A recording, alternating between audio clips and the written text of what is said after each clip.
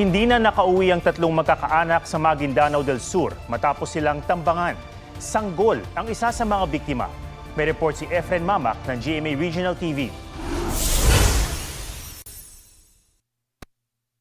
Sa masukal na kakahuyang ito sa Barangay Milbe, Rahabuayan, Maguindanao del Sur, natagpuan ang isang puting minivan na ang mga sakay tinambangan. Nasawi ang lalaking driver, isang nanay at kanyang sanggol na 3 buwang gulang pa lang. Nasa ospital ang isa pang babaeng kasama nila. Ayon sa Police Regional Office Bangsamoro Autonomous Region o PRO BAR, magkakaanak daw ang mga biktima na pauwi na sana mula Tacurong City. Upon arrival doon sa area of incident, sila po ay tinambangan ng sila po ay binubuntutan na pala nung isa pang minivan na walang plate number. Inaalam pa ang motibo sa pamamaril at pagkakakilanlan ng mga armadong salarin.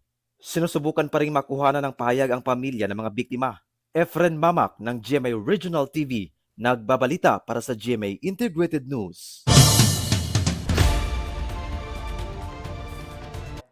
Huwag magpahuli sa mga balitang dapat niyong malaman.